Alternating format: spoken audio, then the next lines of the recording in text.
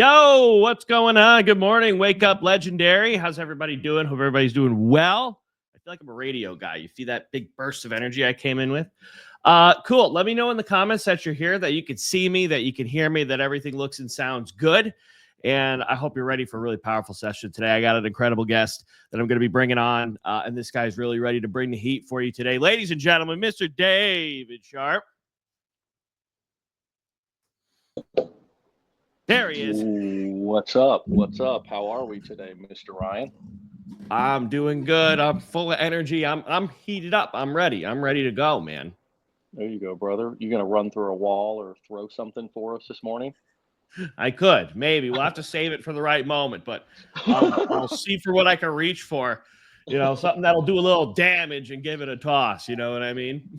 Our women are gonna start making sure that there's nothing that we can grab while we're here on the show at 10 a.m. So we'll look out for that and have to start sneaking in additional hats and things of that nature. I've got a placemat in front of me and a box of tissues myself. So we'll see if that goes flying at some point. So if I don't have any small objects, I'll throw the whole desk. Flip it up like Jesus, for Christmas sakes. All right, so one thing I do need here. Let's see. All right, while we're getting this kicked off, I'm gonna plug my laptop in because I can see. Actually, it's not my laptop, it's my girlfriend's laptop. It's one of those pink 13-inch MacBook Pros, and but it gets the job done, and I'm quite happy with it. But I am going to be getting, as I was telling you guys before the show, I'm going to be getting my studio set back up, my office set back up here. It was demolished in the Hurricane Helene flood and the Hurricane Milton storm, both hurricanes, but it was mainly the Helene flood that kind of knocked my downstairs studio and office out. And I've essentially been, sitting here pretty much working. I don't know if, obviously, I know I got big blowout here in the background, but I mean, I'm working here at my kitchen table, and back to kind of how it all began for me, which was, right at the kitchen table. And the very first office that I ever had was actually a desk that was right in the middle of my living room. It was actually in between the dining room and the couch. And so, I just want to let everybody know that, and we're going to be talking about this today. We're going to be talking about, how entrepreneurs manage their time, how do they get stuff done. And, one of the things that is important to kind of know is that you can get stuff done no matter what your situation is and no matter what is going on at your house, right? I mean, one of the things that is difficult for me, of course, is focusing when I've got a lot of stuff going on around me. And so that's one of the reasons why I put headphones on, right? It's a simple thing, but it's like it allows me to kind of just be in the zone and also kind of let others know around me in the house that I'm working, right? It also, if I want to edit videos, a lot of you all are trying to figure out how to kind of balance this and navigate this inside of your homes. And how do I edit my videos and how do I be on my phone without being away from my family or my spouse, and how do I do it without interrupting them, right? Or still being close to them. And again, the headphones are a big deal. If you can still hear things because you're extremely ADD, you can also put earplugs on under the headphones. You're really looking, for me, again, it's about that kind of silence and that ability to be able to focus. But I know we're going to be talking about how to manage our time. We've got a PDF handout if you want to pull that up on the screen so we can show it as we're talking about it. And then towards the end of the episode, of course, we'll give that to everybody, and you guys can have that. So talk to us a little bit about why you think, from your perspective, Ryan, this is an important topic for us to talk about this morning. For me, I mean, this was something that was literally not even just when I got into internet marketing, but when I got into business in general, this was something that was ruining my business. So not having this nailed down was literally going to be the epitome of either my success or my demise as an entrepreneur, because I had no idea how to manage stuff. I had no idea how to keep my schedule organized. I had no idea how to tell people no when I didn't have the time and give them an alternative or any of those things. And so as a result, I would forget stuff all the time. Stuff wouldn't get done. I'd be running right up to a deadline and then realize, oh crap, some reminder would make me realize that I had to get this thing done, and it wasn't getting done. And because I had all these other things, and I was just stressed out all the time. I was always felt like I was chasing my tail, never getting caught up, never had time for anything. And then that affects your family too, right? So it's not just like your business and are you going to be successful? This affects, right? Like if my wife wants to spend time and hang out and do stuff together, I would never have the time for it. I never had the time for it. I always had to say, I can't, I got to go get some shit done. Right. Yeah. And it's just it affects everything around you, and it's something that can be fixed so easily, right? And it can level you up in all areas of your life, by having a proper schedule, and just by having, by following these three rules. And these are kind of like, as I was putting this together, I'm kind of like, this is really piecemealed together from a lot of advice from so many different people, like people I know and people online and other entrepreneurs and other different places. But for me, right, this is basically the strategy that I use. And as a result of using this, I no longer have any of those problems I just described, right? I've always got time during my day to get something done. Very recently, I've had to make a huge change to this, right? Sometimes you have to, right, when there's an abrupt change in your schedule in your day to day, like this might happen if you get a new job, or this might happen if you have a kid, or this might happen if you have something major happen.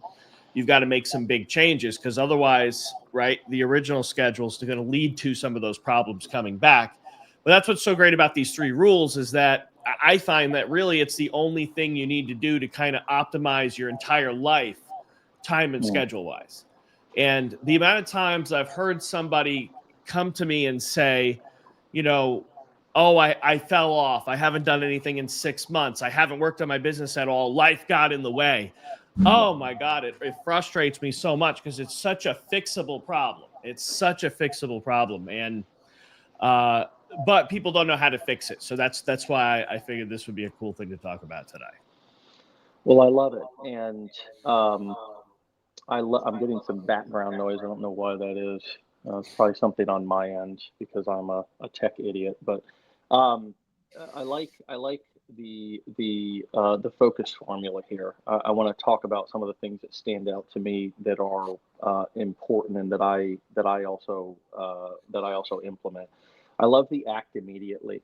Um, I gave some tips there at the beginning about how I focus, how I am able to work no matter what the environment is, and how I have since the very beginning. Um, I don't know if I have I think the picture may be hanging up somewhere in my home of me at the very beginning of my kind of career. I've shared a couple of these. I've shared these photos before. Yeah, okay. So here's one of them. Stop sharing the screen and kind of put me on large here, because I'm just gonna. There you go. So, like, if you look here back at the very beginning of my career, I kind of had a similar thing going on. I just talked about the headphones, right?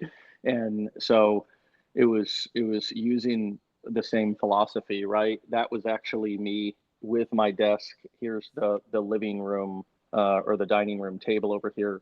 You can actually see the couch over here in this picture on the other side.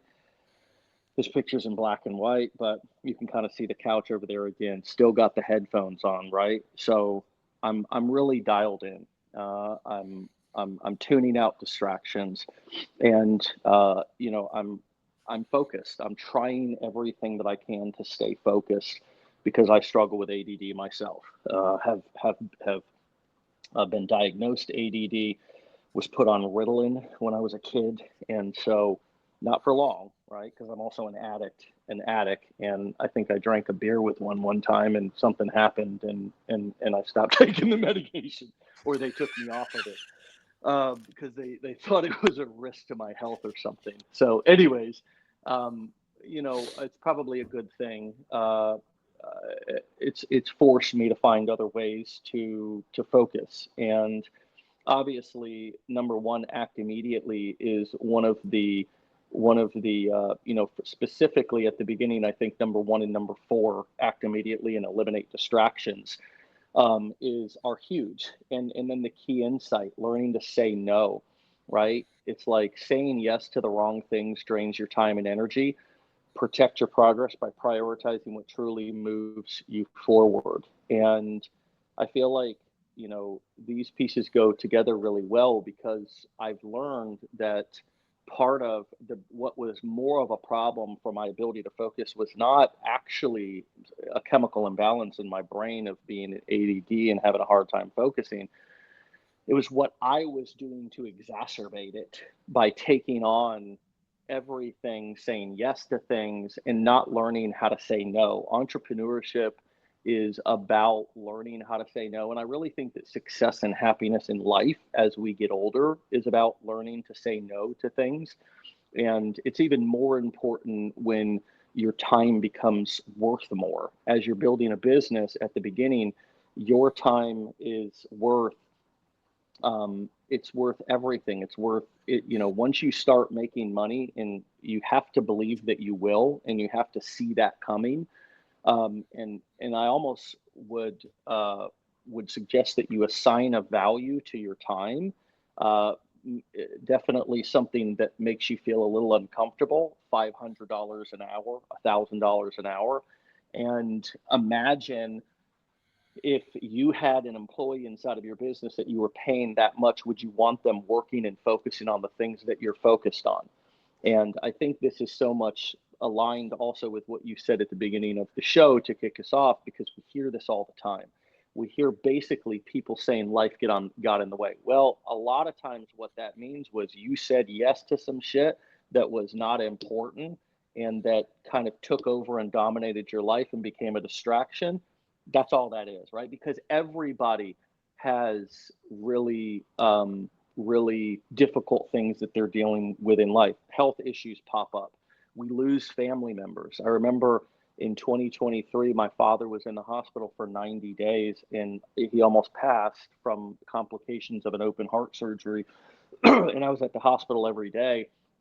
I was scared. I was depressed. My marriage was falling apart, and my father was in the hospital, and I felt overwhelmed, and I still had to show up for work, right? Mm. And so it was difficult. It was a difficult season, and I've had other challenges over the past year and a half, as well as challenges throughout my entire career.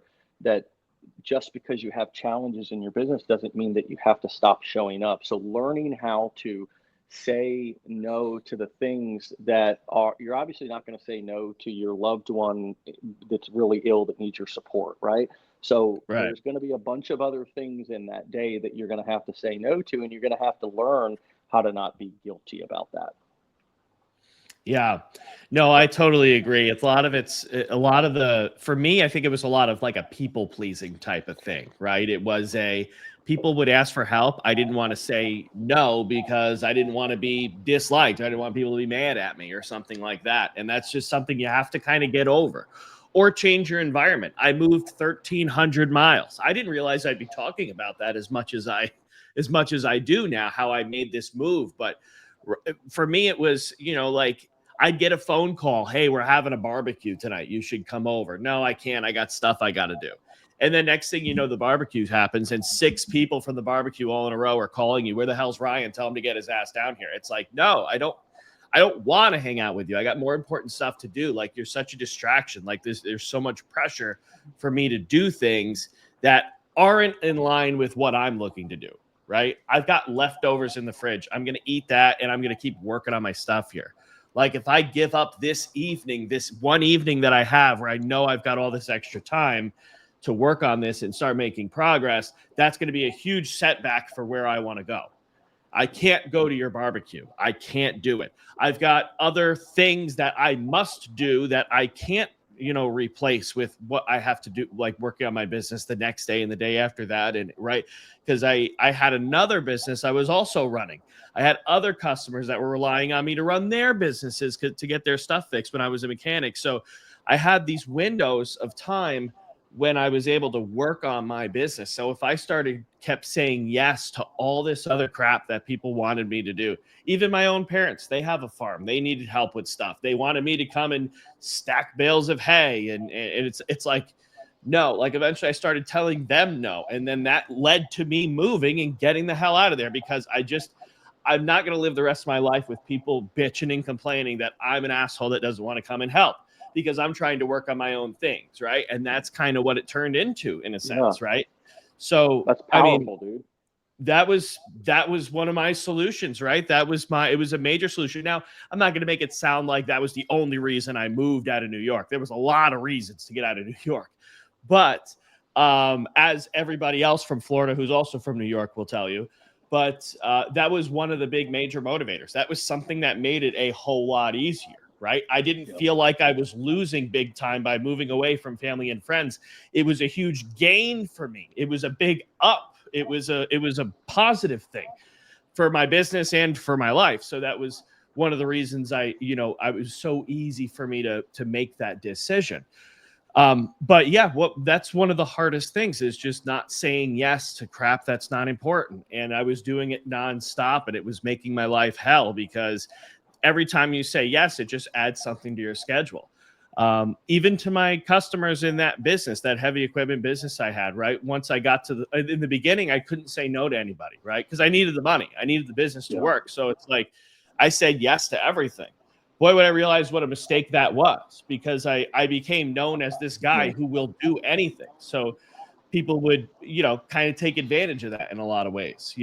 People had me, I had a guy wanted me to work on his weed whacker. And then come time to pay the bill, he's like, well, it's only a weed whacker. You're not going to charge me your normal rate. Yeah, I am. Right. Yeah, I am going to charge you that because I came out and showed up, and totally. But and I don't remember if I got paid or not during that situation, but it's just aggravation I didn't need to deal with, right? Because that's not really what I work on. Can I do it? Sure, but that's not what I work on, right? If you want, so if you're if you're gonna be that kind of person, go to Walmart and get a new one. I don't know what you want me to tell you, but totally. I think my point is made though. Totally, man. That that was a huge thing. That was just, if not the biggest thing on here, it's definitely right up there with at the top of the list with things that just were ruining my life day after day after day. And it was all me. It wasn't other people. It was me saying yes and me making the decision to allow that to happen. And then I had to be the one to change it. Yeah. I just threw the first tissue box. I love that, man. The energy behind it was great, and then the impact, because we heard it, was so anticlimactic. So I like what you just said. I actually want to pause because it was bigger than even I realized as you were talking at the beginning. And I want to kind of recap from how I heard that.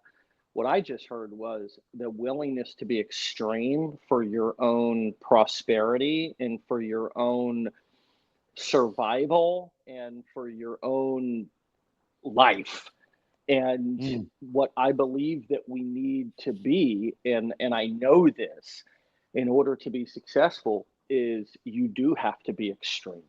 You do have to be willing to do something that others would say is extreme, right? That others are not willing to do. Okay, my girlfriend did the same thing. She moved away from Connecticut. Okay, and she's the only one in her family that did that. Those of you who have made those big geographical changes in order to pursue something that is unknown, but in order to get to the next level, in order to have even an opportunity to be successful or happier, you need to do that's a huge deal, and you understand how hard that is. And while many of you listening, I have not ever done that before. I just want to make that disclosure. I have not done that before. I have not moved, but I have the utmost respect for people who have, because I understand how extreme of a decision that is, and how much you're sacrificing, and you're risking, right? Because you could go, and it really is on you. The last part of your talk right there was the most important part to all of that, which is I also, if I was going to move and not also take responsibility for saying yes to everything, I would have just took myself and had the same thing happen over again. And this was a big thing that was shared with me early in recovery, recovering from heroin addiction, was that it was not just about geographical changes. We could leave people, places, and things and move to a different place and find the same bullshit all over again. Because guess what? Drugs are everywhere. Guess what? Bars are everywhere, right? So it's not, and you can make and meet people and make friends, right? So you have to, if you're going to make that move, understand that you're going to also be taking yourself with you, which ultimately you are the common denominator in all of your problems, right? The only thing that's likely the same in all of your problems is that you're a part of them, right? With all different people. This is why blaming people doesn't work, because if there's a pattern of something happening in your life, for example, dysfunctional relationships, failed businesses, it's not other people, places, or it's you, and it's not going to change until you take responsibility. And I was actually just having a conversation about that this morning, to where I said the power of taking responsibility is that people come around you to support you, whereas when you blame and don't take responsibility, you push everybody away from you because they don't want to be the target of your anger. They don't want to be the target of your frustration. Nobody wants that. Not a single. So there's a couple of principles to pull from this, right? We're talking about focus, but we're also talking about, at the same time, focus. How can I get the maximum support, and how can I set myself up for success? It's not just about putting a pair of headphones on and tuning out the world, right? Because that's not realistic or practical. It's also about knowing that I'm responsible for saying no. I'm responsible for communicating. I'm responsible for setting boundaries. I'm responsible. If I don't have those skills, those are skills that I need to develop throughout this journey if I'm going to have a shot at this. So awesome share. Rule number 2, optimize your energy, not just your time. I love the focus on deep task in the morning. It's a huge deal. Let's get the PDF back shared up on the screen. Obviously, we all have times throughout the day where we're going to be more productive, or pockets in the day where we just actually have time to do things. If you have children or a baby, or you're a stay-at-home parent, obviously you're working within pockets, and you have to be strategic about that. Um, this is one way in which Ryan is most focused and structures his day. And I would say that I follow the same kind of format or formula. Get up in the morning, try to bust out like the most important thing, which is kind of, for me, even as the CEO of Legendary, and have been since our launch, it's still about creating content. So getting on Wake Up Legendary, talking to customers, being present, responding to important messages, and just making communication, writing an email, filming an additional video if need be to post, whatever the kind of top level most important things on my list, I get them done in the morning. Another thing that I do in the morning is, and I've mentioned this before, is I wear the same clothes for the most part every day. And I've kind of figured out how to be comfortable on camera without needing to get ready. And for me, I know ladies are thinking, well, that's easy for you, Dave. You don't have to put on your face and yada, yada. I get it. Okay. But I've also had to accept this face for what it is. And, and that's not been an easy process, especially as I've got older and grayer and stuff like that. But one of the things that always used to be an issue for me was thinking that I needed to like have, brush my hair, right? And so I just started wearing a fucking hat, and it's like it kind of solved that problem for me, and so I kind of created a look to where I could get ready and get on camera and just be work ready without having to take a shower and stand in front of the mirror and do all this stuff. I'm ready by just literally picking a shirt up off the floor that I wore yesterday on Wake Up Legendary. Because after Wake Up Legendary, I'm probably going to put a tank top back on, right? Because it's Florida and it's hot. So wearing the same thing, finding a process that you feel comfortable going to work without, because folks, if you're working from home, you have an opportunity to cut out that commute, cut out all of that BS, driving through, getting something to eat, sitting in traffic. So it's about how many additional minutes can I optimize at home to focus on my business, because there's just never enough hours in the day. Another thing is really having foods. When you talk about optimizing your energy, for me, it's about having foods and drinks that are reliable, healthy, give me good energy, and are kind of go-tos for me. I don't have one sitting around, but shit, I'll grab one. If you've heard me on the show before, I've been a big proponent of RX bars. And, if you look in my cabinet here, this is kind of the David bar. I didn't really like that one, but this is kind of my go-to is the RX bar.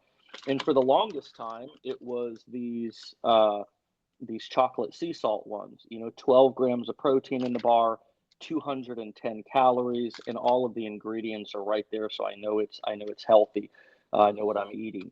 I've come to like this one here with oats as the base versus dates as the base. This isn't the most ideal breakfast, right? But for me, if I'm hungry and I want to eat something first thing in the morning, I pound one of those bars, and it's usually what I eat before I get on Wake Up Legendary, and then I'll have something, or I do my morning work. Maybe I might have a bar and a half, sometimes two, right?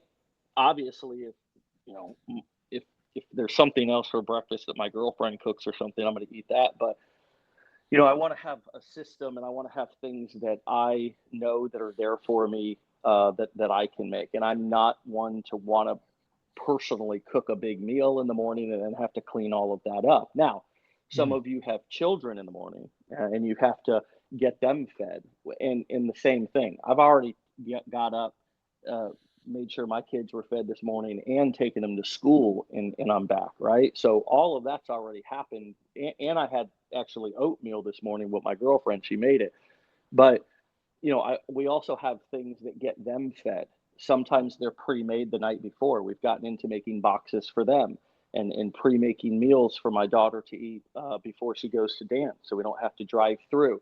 So kind of meal prepping a little bit, even meal prepping your lunches. It's train your palate to not need such sugary, desserty, fried shit all the time. And it's hard. Because to me, sugar is a drug. So when I start pumping that stuff in, I have a craving for it. But you can sort of develop and train your palate to be okay with less just plainer food items, which may also improve your energy, make you feel better, make you feel cleaner.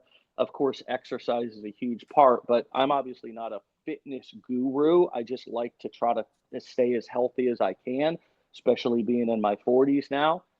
Which is weird to say, but many of you have seen my setup here. Again, my workout weights and gym is usually down in my studio, down in my office downstairs. It's not right now, and it's right in the middle of my living room, right here. Okay, and so I literally have a freaking bench that sit up right there. I kind of come up my stairs, or if I'm sitting over there at the table, I kind of look at it. Now, there is a place for it. It goes right over there, right in that little nook.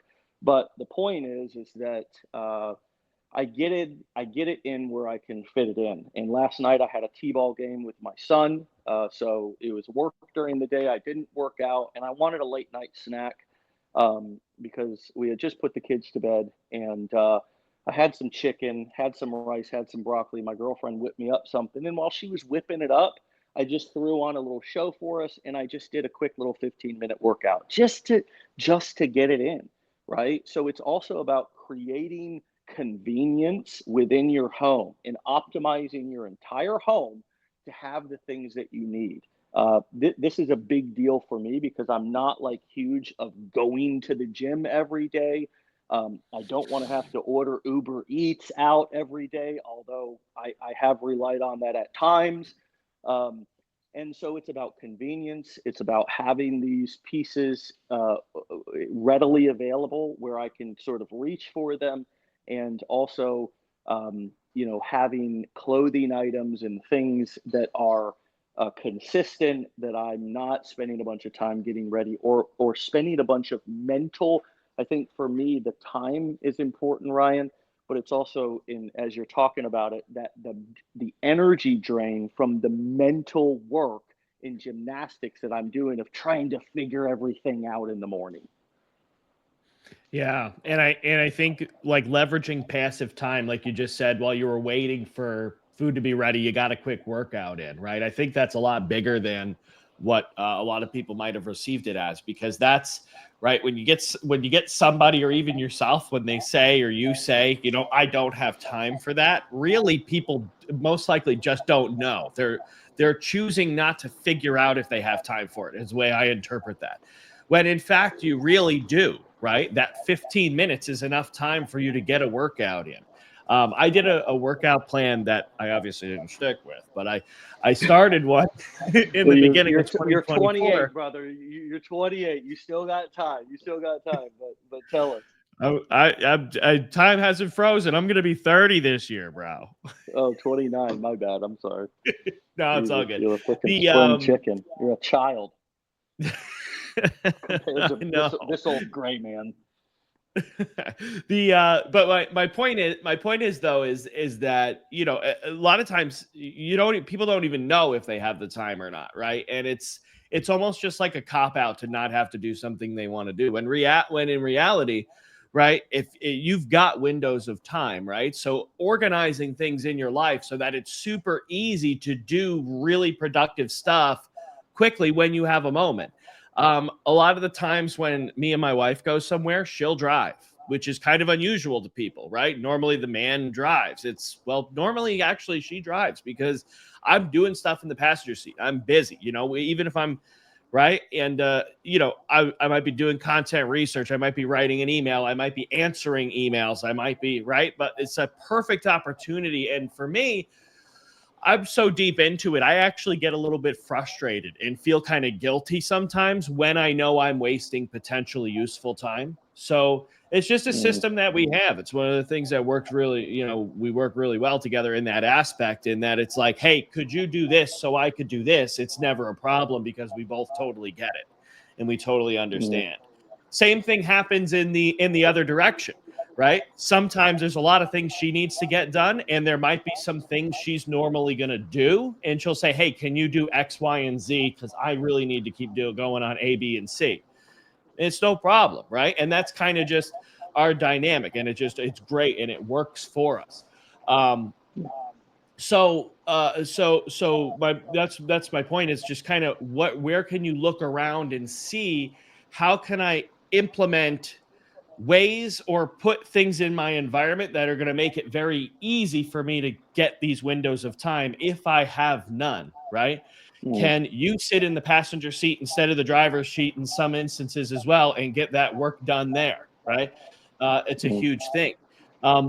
Another piece I wanted to add on to just this optimizing your energy thing, which is why it's actually a part of, right, this is a big deal for me, is because my brain and my body doesn't work the same way that I think the rest of society does. I don't think it works the way it did for people in the 1600s when they decided that we're going to start work in the morning and then we're going to go, maybe it was the 1600s. I don't know when it was, but I'm making that up. But anyways, I always struggled, even from when I was in high school, like getting to school. I don't think I was to school on time. And what I would do is, because I learned that so early on, I would actually go to the school before the school year started and change my schedule to make sure I had a study hall in the morning. Because if I didn't show up for that, who the hell cared? And there was something about being behind schedule that would wake me up and get me moving, right? I'm just not a morning person, right? I've never been a morning person. That's that's if I have a failure in life, it's been able to conquer the mornings, right? And Huh. conquer getting to sleep at night and getting up in the morning and just really hammering at it, right? So, and I believe there's more people like me. I've talked to people that say they have the same experience, but at night, oh, let me tell you, I'm unstoppable at night. I can sit there and I can work and I can go and I have no desire, right? Nothing becomes tempting. I can sit there and I'm like, I can get immersed into my work from right, usually it's not just at night, it's usually like right after we get off this show and then right up until I can go until 12 o'clock at night, 1 o'clock in the morning, 2 o'clock, 3 o'clock in the morning. And then where I struggle is actually stopping. I struggle with turning that off and then Yeah. going to bed and getting to sleep so I could actually get up and feel well rested in the morning. Yeah. So it's For one sure. nice thing for me with this lifestyle and being able to be an entrepreneur that's somebody that kind of makes their own schedule, so to speak, for the most part, right? Is that I can design my life and design my day to be optimized for what my body's going to work the best with. So, Yeah. and for me, the morning time just never was it. Now, if I'm up, right, here's the interesting part. If I do wake up early, like 6 a.m., and I'm just like wide awake and don't want to stay in bed, I can get up. I'm so happy about it, dude. Like it's like it's like found time. It's like, oh my God, this is incredible. This is one of the best things. Like it's a gift. But if I try to force myself up, like if I have an alarm, I'll naturally wake up around like 8:30, 8:45, somewhere in there. And then I can get up and I feel pretty good.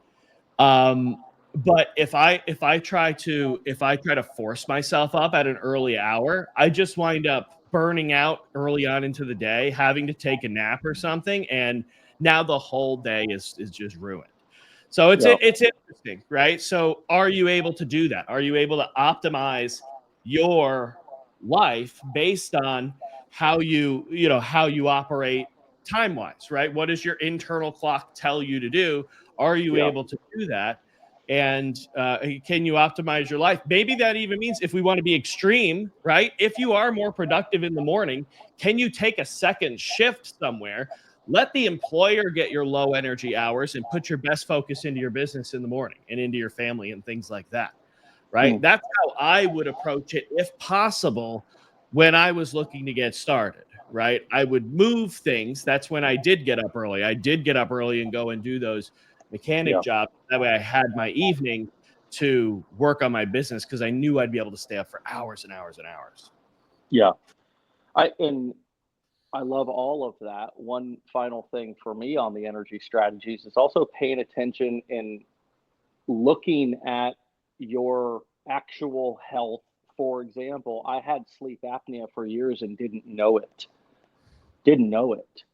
And when I got tested, and I did get tested many years ago and didn't have it, but 5+ years went by, 6+ years went by, something like that, and I developed it, and I was snoring, and it got to the point in 2024, at the beginning of 2024, that I was so tired in the morning. And when I would get off Wake Up Legendary, I would just be absolutely exhausted.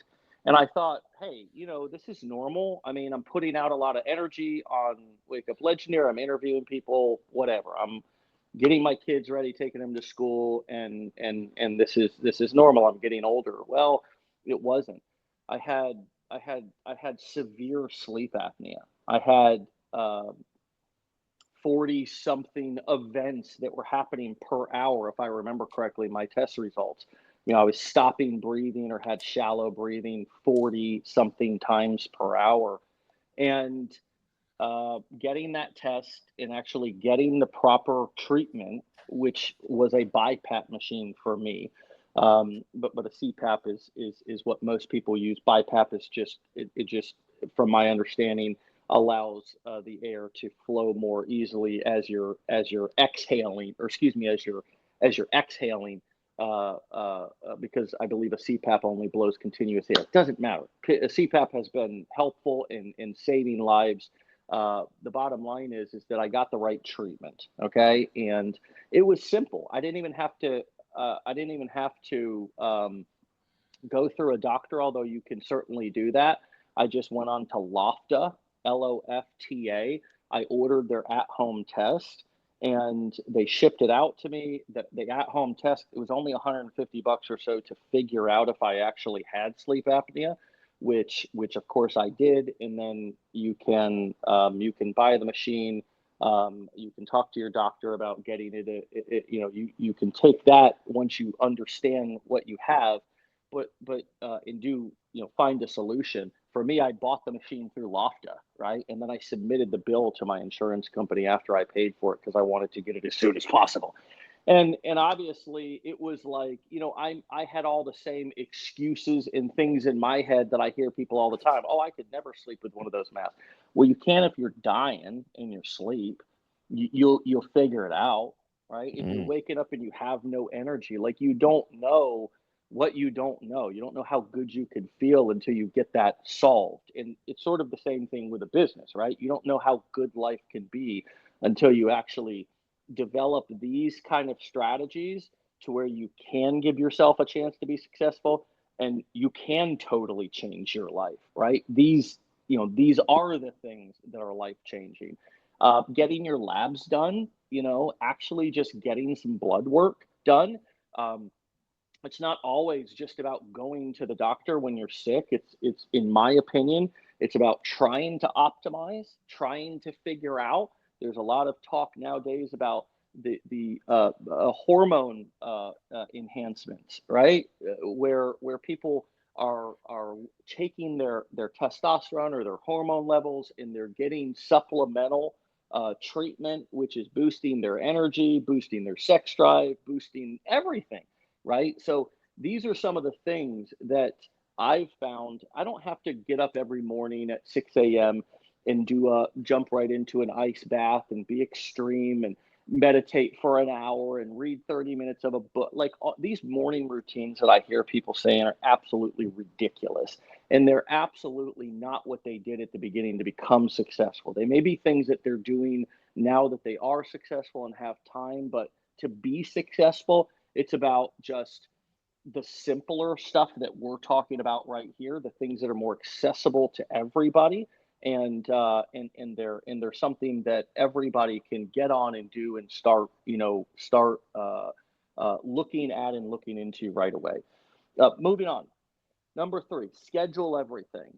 There's a couple of awesome bullet points here about your weekly review, time blocking things, of course, setting timers.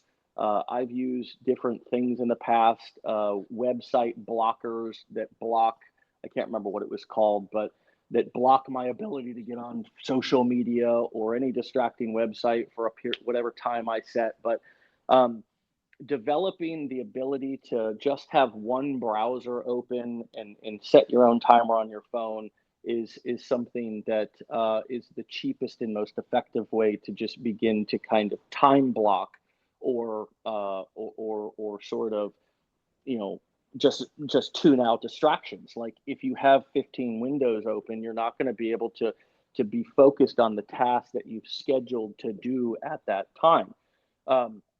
I love the key insight here. If you don't control your schedule, someone else will. Plan ahead and create space for what truly matters. If you don't take your time seriously, nobody else will. Every decision you make affects the people and prioritizes what truly and the priorities that truly matter. Choose wisely. And it kind of a funny watch joke that I heard Shannon Sharpe say on a podcast recently, which is, he wears an expensive watch, not because he's trying to show off or because it tells any different time than an inexpensive watch, but it's to remind you how expensive and important his time is. And that's an extreme way. I happen to like watches myself, and hopefully my watch reminds others that same thing, but it's not enough. you have to value your time, right? You have to be the one who is in control of your schedule. You have to be the one that lets people know that your time is important and trains them how to treat you.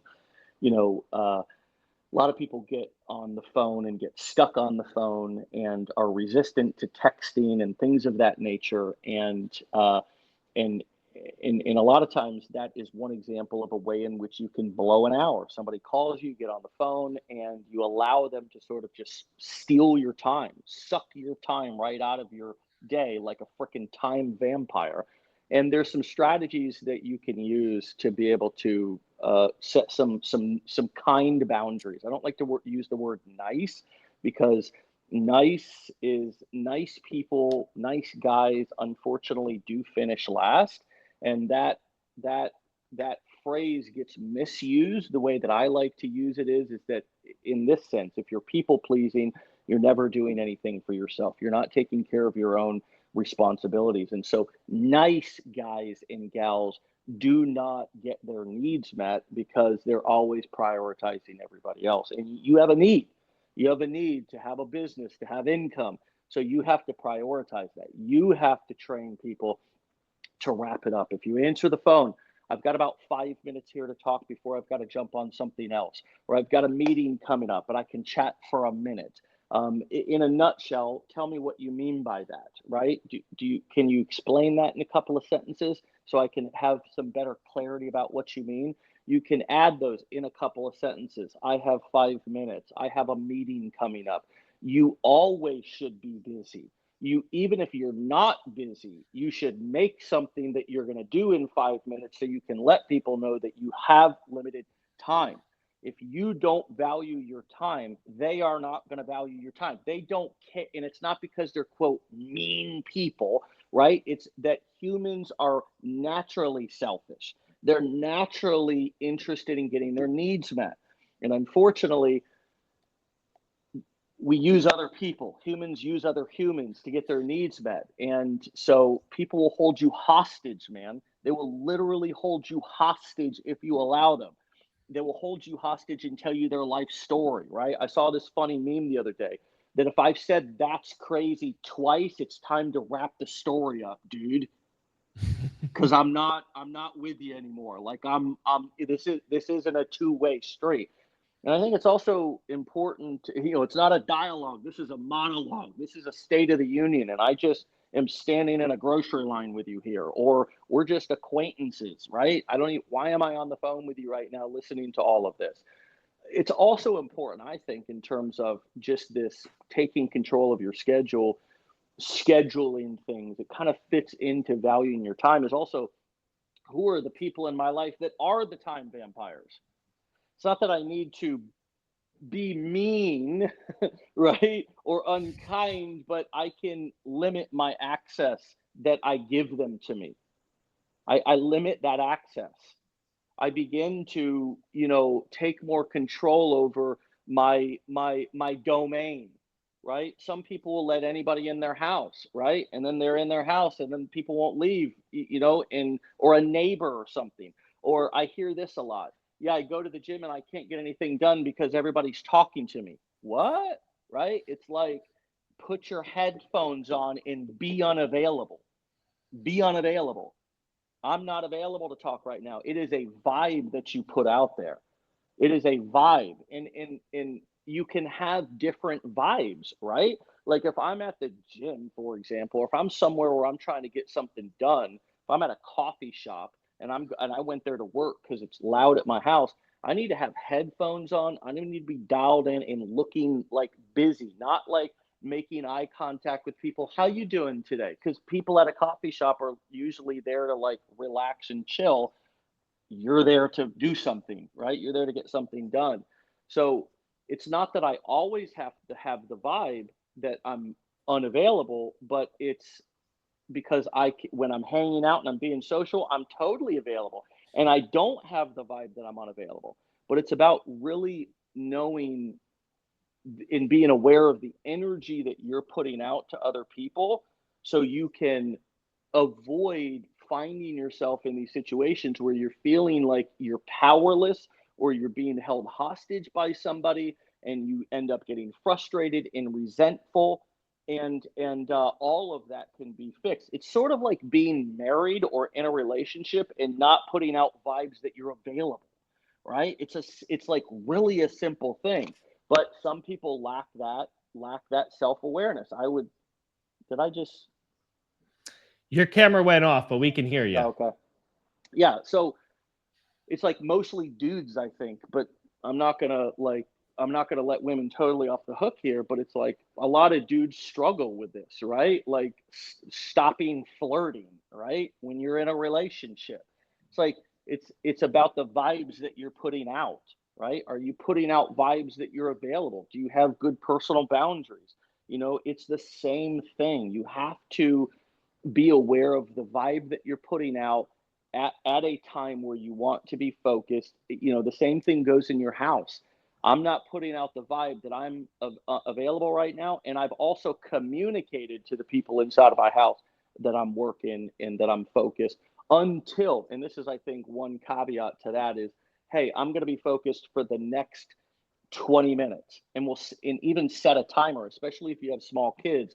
It's like, let's set a timer. That's been a huge thing in my parenting journey, is setting timers, because then it's like when the timer goes off, we're going to bed, or when the timer goes off, XYZ. When the timer goes off, we'll go play. We'll go on a golf cart ride, right? But until then, until you hear that timer, daddy's going to be focused doing this right now. It's been a game changer for me in my ability to kind of savor energy and make sure that things that I schedule actually get done.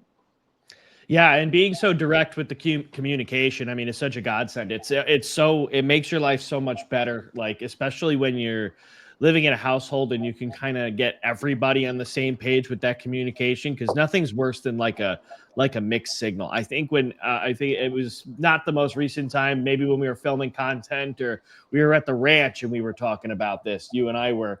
And right before we were leaving, I was like, we went out to get in the truck to roll out. We were saying, see you later and whatnot. And one of us was like, but don't call me too often. Once a week is enough, or something like that, whatever it was, right? And we were kind of joking, but we were also serious at the same time, in a sense where it's like, yeah, like it's cool hanging out and we could chat about stuff all the time, but like there doesn't need to be an open-ended conversation that never really ends, right? Because it becomes a distraction.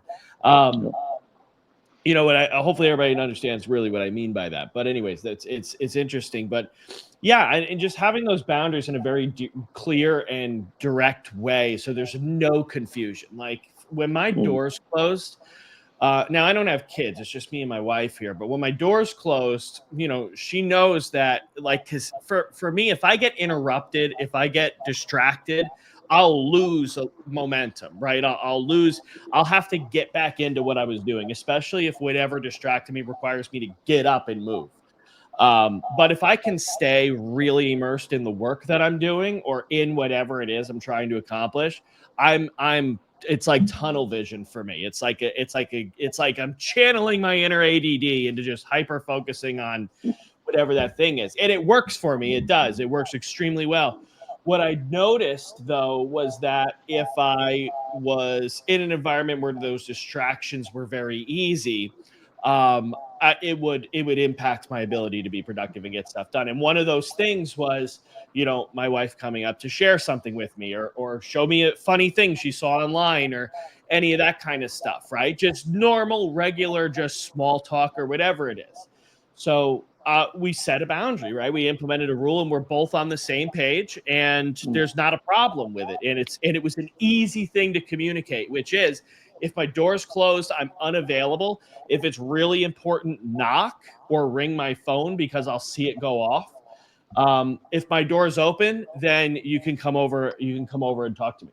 And I'm intentionally very not obnoxious and aggressive, but loud when I close the door, just to signal to her that, hey, I'm on something good right now. Like if unless it's absolutely necessary, like don't bother me.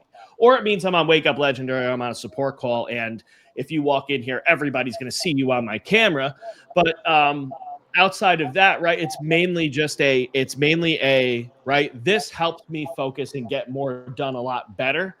and just communicating that in a super direct way without being argumentative, without being mean, without being loud and frustrated about it. Just, okay, I haven't communicated why this is an issue. So if I approach this as somebody who's just going to get mad about it, like this is your fault that now I'm not getting stuff done, you're never going to get anywhere. You're only going to create more problems for yourself. But being able to kind of really identify that and being able to say, hey, there's something that I want to try. And if it works, I'd like to do it indefinitely. Here's what it is.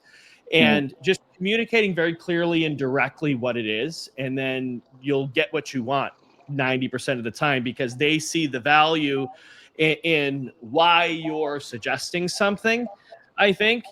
So that's been something that's huge, huge for me. You absolutely huge. And is just setting that boundary and not having that, that distraction, eliminating that whole tree of distractions.